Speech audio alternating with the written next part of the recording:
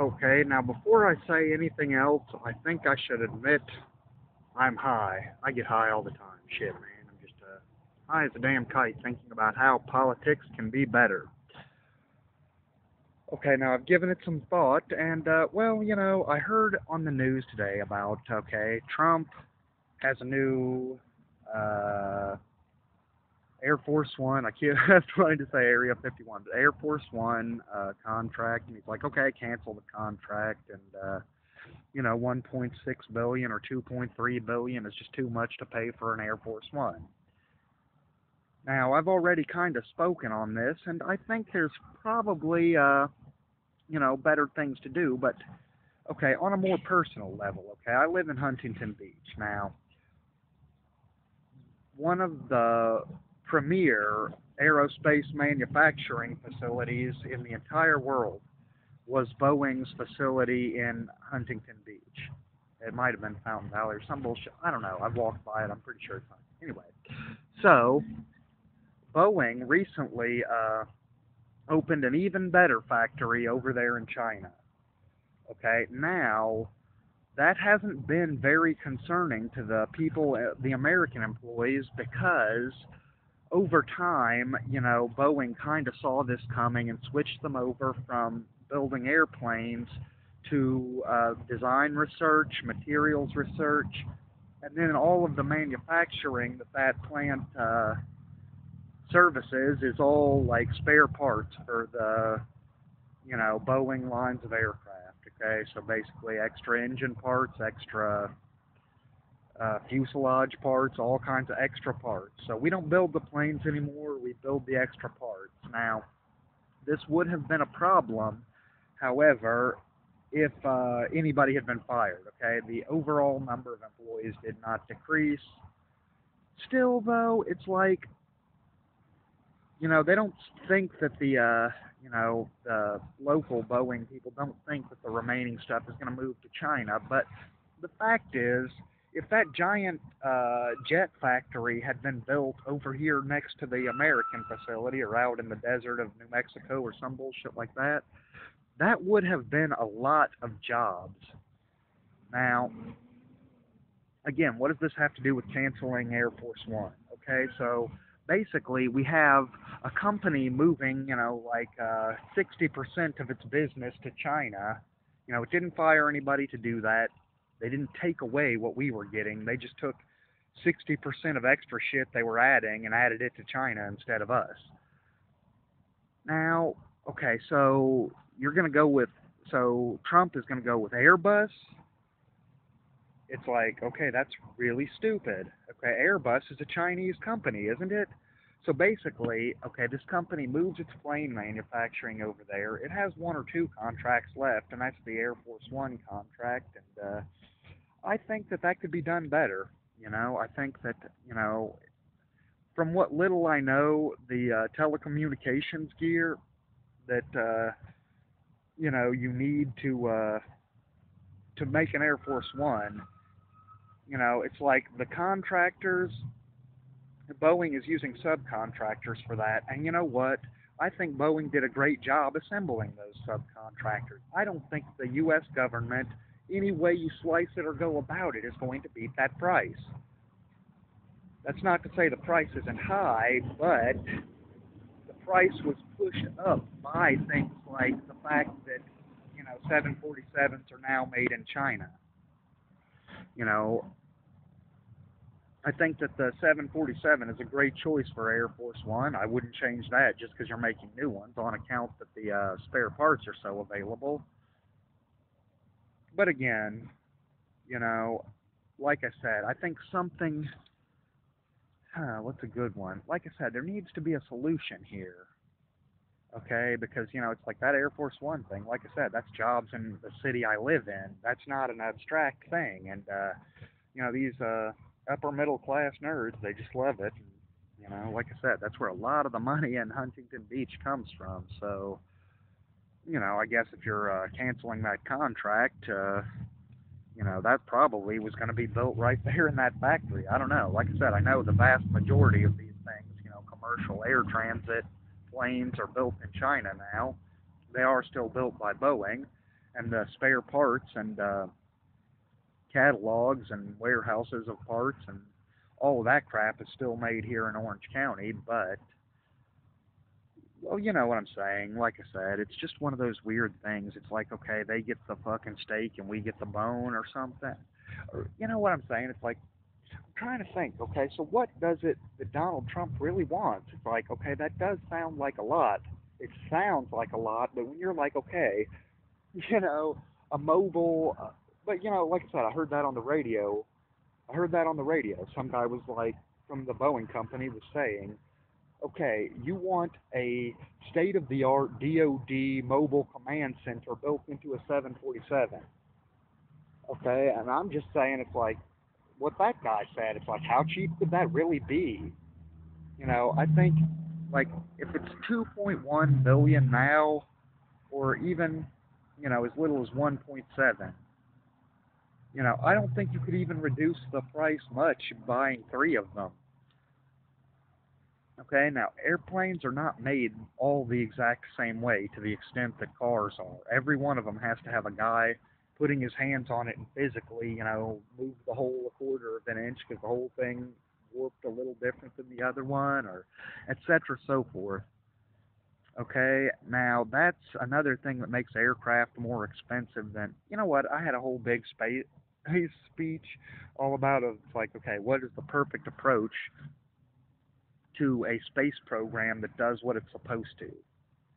Now, I've already made that speech. I might, repeat it, you know, just because I'm not a person that likes to speak. I was watching Elon Musk earlier too. I'm not familiar with him very much as a character, but you know what? I was watching him. That guy is not good at explaining things. I think. Hmm, anyway, like I said, it's like, how cheap do you want Air Force One to be? I think that Air Force One at $2 billion, a state-of-the-art mobile DoD command center, you know, uh, like I said, that's about what it would cost if it was built on the ground. I don't see like how making it mobile is supposed to make it less expensive. But again, the planes are made in China, the parts are made here in America. This contract, it's a big part of. I'm sure it's a big part. I'm sure it's probably more expensive here because the plane manufacturing has moved to China. But again, I think that there's room to negotiate. I think Trump should really try harder to be well, to be reasonable about where it is you're cutting waste from. It's like everybody's like, well, nobody wants. I don't even know shit. Like I said, I'm looking over it. I don't know what the issue is, or okay, so Air Force One, he wants to cancel it. But then again, also it was a tweet. It wasn't a policy statement, so who knows? But if that was like a squeeze on the price to say I'm going to cancel this contract if the price doesn't go down, then I don't think that's going to work. I don't think it's going to work. Like I said, that's already pretty cheap. And that's something else about job creation. Okay. Oh yeah, that's what else I was going to talk about is the coal industry. Okay, I am not against the coal industry. The coal industry is going to trash stuff when we start opening it up. It is going to trash things. I'm willing to make that sacrifice, but we need to plan for it in advance. Have you ever seen a coal terminal? They're nasty, poisonous, polluting garbage, really. It's awful. But, like I said, that's a sacrifice we need to make. And the solution is not going to be to suppress coal. The solution is going to be to Cadillac the system. And that is to say, like, the private industry needs to help us with the environmental protection bill. That needs to be baked into the cake and folded into the thing more. And so far, the model is the industry fucks it up and then the government cleans it up. Okay, and then the government always want to pull some chicanery about refusing to pay for cleaning it up so that, who knows? The point is, that as long as every effort is being made to use the most state-of-the-art technology, what with the coal, then no one will complain. The problem is that when it comes time to protect the people, every corner is cut. That's what I was saying about the timber industry. When they are logging their own land, they follow the government standards to the T. But when they're logging the people's land, they will not follow not one goddamn bit of it that somebody doesn't force them to. And it's the difference between, take care of your own stuff and trash everybody else's. Okay, and that's the problem with the coal industry. Okay, now we want 600,000 upper middle class jobs to come out of coal development and quickly. And when I say upper middle class, I mean 150,000 or more. We create 600,000 of those jobs, and then by extension, we create 1.5 million jobs working at Walmart and flipping hamburgers. Okay, because that's how much money those 600,000 spend. But again, I don't want to see any corners cut. It's like if you say, well, 600,000 jobs, but it's going to take another 100,000 to, do environmental protection contracting along the side of this stuff. Like if you can build another 4 fences, that should be done. That creates more economy, more jobs, more stuff. But the paying for that, should not come out of taxes. It should come out of, like a parallel thing where it's like, okay, we're not, spending another $1 billion on a fence here so that the erosion doesn't go into the river, what with the coal tar. That is not hostile to the coal industry. That is friendly toward the environmental industry. And we need to kind of find solutions where it's like, to where both sides are represented fairly and both sides are enriched by doing so. And like I said, so far it's like the coal company gets all the profits, justifies it by hiring these 600,000 people, and then they want us to set up some special fund out of taxes to pay for the cleanup and the environmental protection. And like I said, I think if we do this sucker Cadillac and we make it state of the art instead of cutting corners and giving the money we should be spending on infrastructure to bureaucrats and middlemen and the president's best friend that gets $1 billion for every 100 we spend. You know what I'm saying? It's like that. You know, it's like that every time you try to do something with the private sector. Now, like I said, I am not against coal, but I think we need to use the best technology.